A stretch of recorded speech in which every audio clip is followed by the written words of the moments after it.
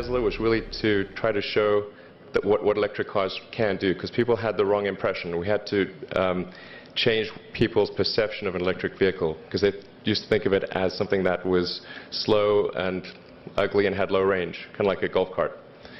So that's why we created the Tesla Roadster, to show that you can be fast, attractive, and long range.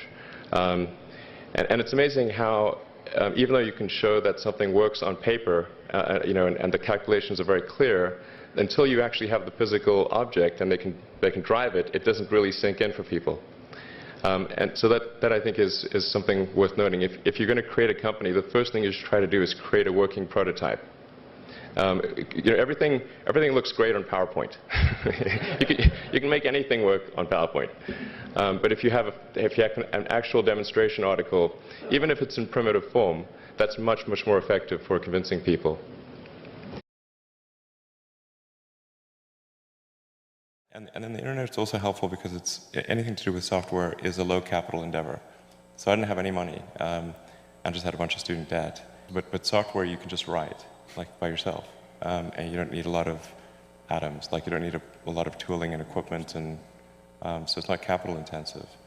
So the ability to start a company, if it's software related, and it's the first company, is much easier. Right. And yeah. It seems obvious now, but of course, the easier place to start, and then as you gain more of a personal reputation and have more personal capital. As some may or may not know, SpaceX was entirely funded by Elon for its first period, partially from, and in an era when others probably wouldn't have funded it, right, in those earliest days. Whatever area that you get into, given that even if you're the best, there's always a chance of failure. So I think it's important that you really like whatever you're doing. If you don't like it, life is too short. Number 3, I'd say, is constantly seek criticism. Yeah. A well thought out critique of whatever you're doing is as valuable as gold. And you should seek that from everyone you can, but particularly your friends. Usually your friends know what's wrong, but they don't want to tell you because they don't want to hurt you. So lift you up, sort of. Yeah. So they'll say, "Oh, I want to encourage my friend, so I'm not going to tell him what I think is wrong with his product." Yeah. It doesn't mean your friends are right, but very often they are right, and you at least want to listen very carefully to what they say, and to everyone. If you're looking for, basically, you should take the approach that you're wrong. That you, the entrepreneur, are wrong. Your goal is to be less wrong. A lot of it in creating a company is execution. Like you start off with an idea, and that idea is mostly wrong. And then you adapt that idea and keep refining it, and you listen to criticism. Some criticism you discard, try to discard the wrong criticism, try to listen to the correct criticism, and then engage in sort of recursive self-improvement, and constantly refining it and making it better. I think maybe it's helpful to say one of the things that was important then in the creation of PayPal was kind of how it started, because initially the initial thought was with PayPal was to create an agglomeration of financial services, so if you have one place where all of your financial services needs would be seamlessly integrated and work smoothly. And then we had like a little feature which was to do email payments. And whenever we'd show the system off to someone, we'd show the hard part, which was the agglomeration of financial services, which was quite difficult to put together. Nobody was interested. Then we'd show people email payments, which was actually quite easy, and everybody was interested. So this is, I think it's important to take feedback from your environment. You want to be as closed loop as possible. So we focused on email payments and really try to make that work, and that's what really got things to take off. But if we hadn't responded to what people said, then we probably would not have been successful. So it's important to look for things like that and focus on them when you see them, and you correct your prior assumptions. Try to get as much critical feedback as possible from friends, and you have to ask that, you have to coax it out of them, because they'll be reluctant to say it because they don't want to hurt you. But if they know what's wrong with your product. Just, yeah, you need to get it out of them. So. But it is generally true that innovation comes from questioning the way things have been done before. Yeah. And if in the education system you're taught not to do that, that will inhibit entrepreneurship. I think that's something you see in Silicon Valley, that there's no fear of failure. But culturally in this part of the world, true. No? I think there's fear of failure. I certainly have fear of failure. You know. But it didn't stop you. No. Elon, can I ask you about that one message to that potential entrepreneur waiting to make the jump?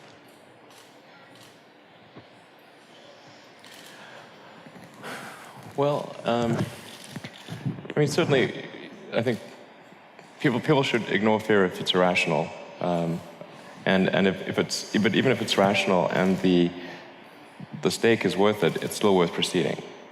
What are the range of probable outcomes? Outcomes are usually not deterministic. They're a range, and so you want to figure out what those probabilities are, and make sure, ideally, that you're the house. You know, it's fine to take. It's fine to gamble so long as you're the house. Yes. But I do think that one great thing about Silicon Valley is failure is not a big stigma. So it's like if you try hard and it doesn't work out, that's okay. Like you can learn from that and do another company, and it's not a big deal. And I think that's really one of the great things about Silicon Valley.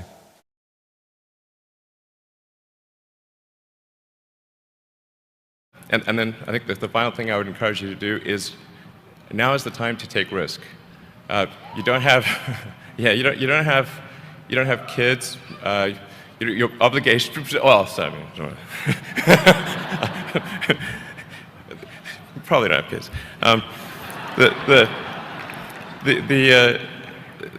But as you get older, your obligations increase. So and once you have a family, you start taking risk not just for yourself, but for your family as well. It gets much harder to do things that might not work out. So now is the time to do that before you have those obligations. So I would encourage you to take risks now. Do something bold. You won't regret it.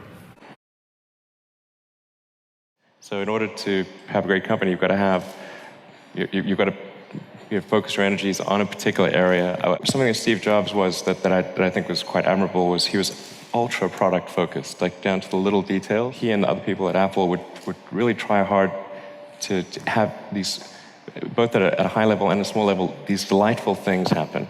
So that the product was it just made you happy. What we aspire to do is to make the car so compelling that even with low gasoline prices, it's still the car you want to buy. Yeah. I mean, the only thing I can think of, that's the only sort of, what else we could do, really. You have to make it compelling. Advice I'd give to people starting companies, to entrepreneurs in general, is really focus on making a product that your customers love. Yeah. It's so rare that you can buy a product and you love the product when you bought it. There are very few things that fit into that category. And if you can come up with something like that, your business will be successful for sure. I mean, as long as people stay super focused on creating the absolute best product or service that really delights their end customer, if they stay focused on that, then if you get it such that your customers want you to succeed, then you probably will. All right. You have to focus on the customer and delivering for them. Yeah, make sure if your customers love you, your odds of success are dramatically higher. Yeah. I think really an obsessive nature with respect to the quality of the product is very important. So being obsessive compulsive is a good thing in this context. I'd say focus on signal over noise. A lot of companies get confused. They spend money on things that don't actually make the product better. So, for example, at Tesla, we've never spent any money on advertising. We put all of the money into R&D and manufacturing and design try to make the car as good as possible. I think that's the way to go. So for any given company, just can keep thinking about, are these efforts that people are expending, are they resulting in a better product or service? And if they're not, stop those efforts. I think a lot of people think I must spend a lot of time with media or on businessy things, but actually almost all my time, like 80% of it is spent on engineering and design. Engineering and design, so it's developing next generation product. That's 80% of it. A lot of times, entrepreneur will come up with something which is only slightly better, and it can't just be slightly better. It's got to be a lot better. To make sure that whatever you're doing is a great product or service. It has to be really great. If you're a new company, I mean, unless it's like some new industry or new market that, if it's an untapped market, then you have more ability to. The standard is lower for your product or service. But if you're entering anything where there's an existing marketplace against large entrenched competitors, then your product or service needs to be much better than theirs. It can't be a little bit better, because then you put yourself in the shoes of the consumer and they say, why would you buy it as a consumer? You're always going to buy the trusted brand unless there's a big difference. Well, I think that the most important thing for creating companies is you need a concentration of talent. It's like creating a, think of like a world sports team or something. You really want to focus your talent on a particular area, and that's what a company is. It's a group of people that got together to create a product or service, and then make sure that from a regulatory standpoint, and from in terms of regulations and taxation and government support, that it's there for startup companies, and that it goes from startup all the way through the medium phase of the company. Because where most companies tend to not make it is not so much at that very beginning stage, it's that intermediate stage. So they'll, can they sort of reach escape velocity as a company? And when a new company is formed and you're going up against established, big established companies, you're trying to build some kind of credibility, and it's incredibly important that companies are nurtured through that phase. I mean, it's just like a little sapling growing in a redwood forest. You've got these giant companies. If you don't get a little bit of sunlight and nutrition, it's game over. There's a friend of mine who's got a great saying about creating a company. Trying to build a company and have it succeed is like eating glass and staring into the abyss. So, I mean, what tends to happen is it's sort of quite exciting for the first several months of starting a company. Yeah. And then reality sets in, things don't go as well as planned, customers aren't signing up, the technology or the product isn't working as well as you thought. And then that can sometimes be compounded by a recession, and it can be very, very painful for several years. Frankly, starting a company, I would advise people to have a high pain tolerance. Do you fear that maybe in this generation or the younger generation that they don't have that perseverance and grit to take on these really tough challenges? I think some people do, and but no, I think it is definitely true that, I mean, maybe there are occasionally companies that get created where there's not an extended period of extreme pain, but I'm not aware of very many of such instances. So, but I do think that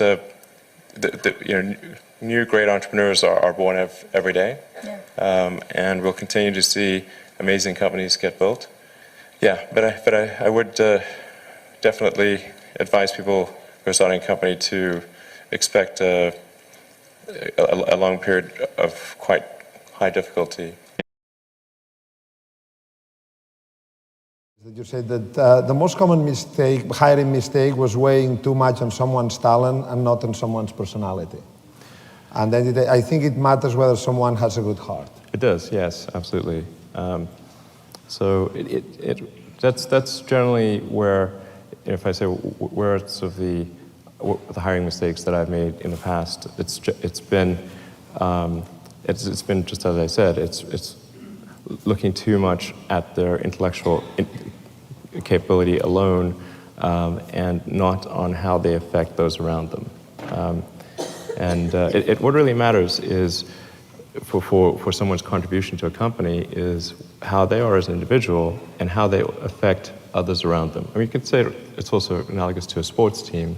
You know, if someone, the best person on the team is not necessarily the one who scores the most goals. It could be the person who assists in the most goals. And if somebody is, if there's one person on the team who's just wants the ball all the time and just wants to kick it at the goal, that can actually be detrimental. So it is important to weigh personality and just you know, are they going to be a good person, and will people like working with them and that kind of thing. It does make a difference.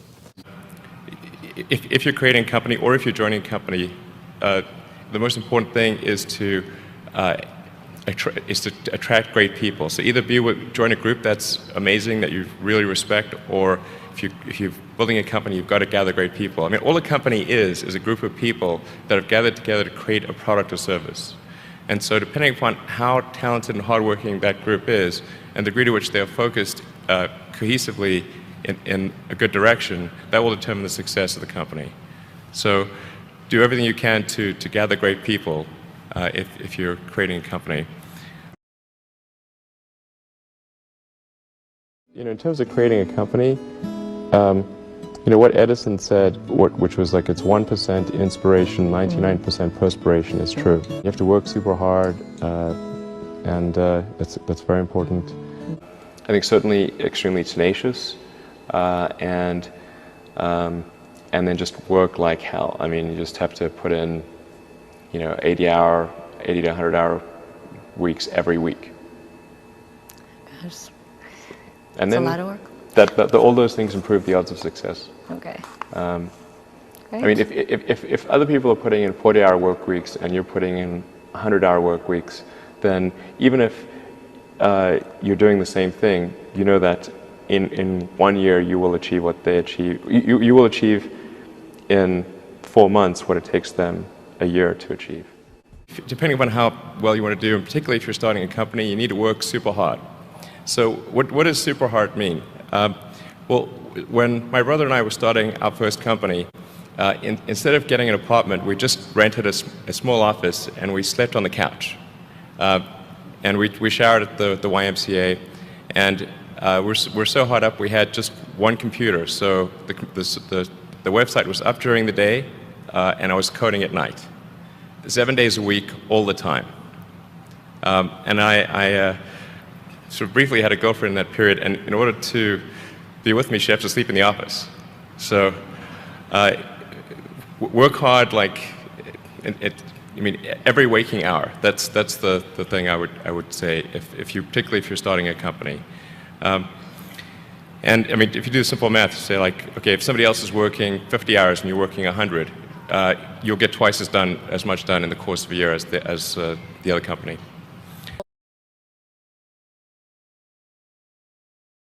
Well, we don't think too much about what competitors are doing. Yeah. Just because I think it's important to be just focused on making the best possible products. You know, it's sort of maybe analogous to what they say about, you know, if you're in a race. Yeah. Don't worry about what the other runners are doing. Yeah. Just run. Yeah. The goal of Tesla from the beginning has been to accelerate the advent of sustainable transport. So we actually did some partnerships. We did one with Mercedes and one with Toyota, and you know, open source IP and everything. So the whole purpose of it was really to accelerate the advent of sustainable transport. So it's always great to hear when other car companies are making electric cars.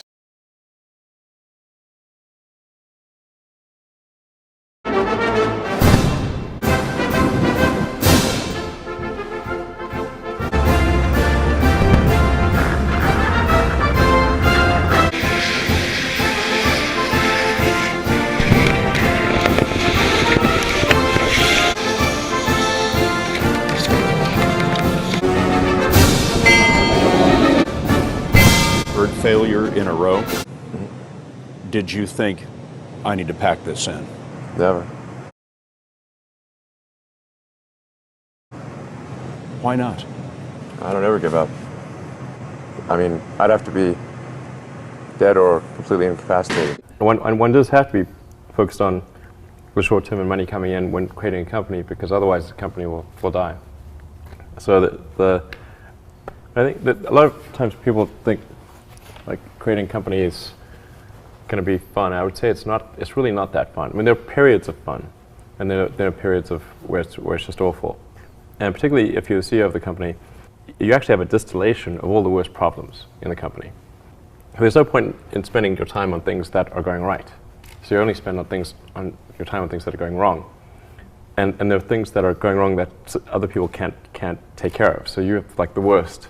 You have a filter for the crappiest problem in the company, the most pernicious and painful problem. So I wouldn't say I think you have to feel quite compelled to do it, and have a fairly high pain threshold. And there's a friend of mine who says like starting a company is like staring into the abyss and eating glass. There's some truth to that. The staring into the abyss part is that you're going to be constantly facing the extermination of the company. Because most startups fail. It's like 90%, arguably 99% of startups fail. So, that's the staring into the abyss part. You're constantly saying, okay, if I don't get this right, the company will die. And then the eating glass part is you've got to do the problems. You've got to work on the problems that the company needs you to work on, not the problems you want to work on. And so that's you end up working on problems that you'd really wish you weren't working on. And so that's the eating glass part. And that goes on for a long time. I mean, maybe there are occasionally companies that get created where there's not an extended period of extreme pain, but I'm not aware of very many of such instances. I would definitely advise people who are starting a company to expect a long period of quite high difficulty. Yeah. I'd say starting a business is not for everyone. Generally, starting a business, I'd say, number one is have a high pain threshold. That's it. There's a friend of mine who's got a good saying, which is that starting a company is like eating glass and staring into the abyss. That's generally what happens, because when you first start a company, there's lots of optimism and things are great. And then, so happiness at first is high. Then you encounter all sorts of issues, and happiness will steadily decline. And then you'll go through a whole world of hurt. And then eventually, if you succeed, and in most cases you will not succeed, and Tesla almost didn't succeed, came very close to failure. Then if you succeed, then after a long time, you will finally get back to happiness.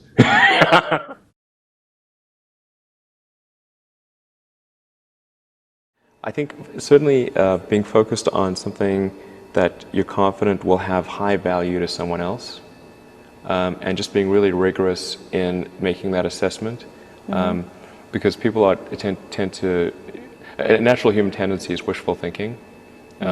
So a challenge for entrepreneurs is to say, well, what's the difference between really believing in your ideals and sticking to them versus pursuing some unrealistic dream that doesn't actually have merit? And that is a really difficult thing to tell. Can you tell the difference between those two things? Right. So you need to be sort of very rigorous in your self-analysis. And then just keep iterating on a loop which says, am I doing something useful for other people? Because that's what a company is supposed to do.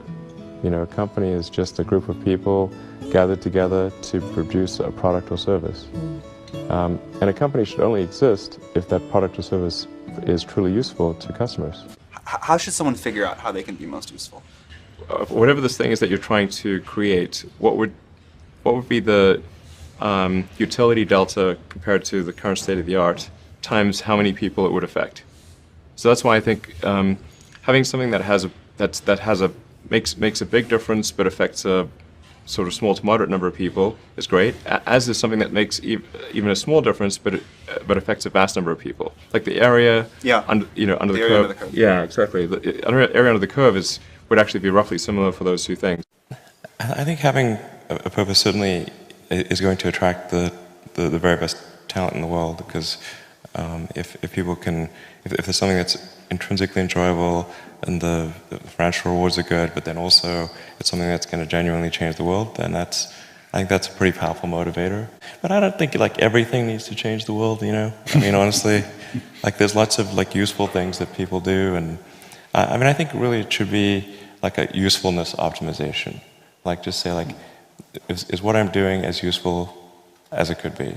You're talking about the goal of an organization or a goal in career. general, yeah. And you know, just even if something isn't changing the world, if it's making people's lives better, I think that's great. And you know, even if something's like making only people's lives only slightly better, but it's a large number of people, then kind of like the area under the curve is quite good. So is that mathematical first principles of point utility and number? Exactly. Look at the integral. Yeah. Okay. Like I mean, sort of like one could say like is like some app really making people's lives better? But if it's affecting a lot of people, even in a small way, then yeah, the sort of area is good. So there's nothing fundamentally wrong with profit. In fact, profit just means that people are paying you more for whatever you're doing than you're spending to create it. That's a good thing. and if that's not the case, then you'll be out of business, and rightfully so. Because you're not adding enough value.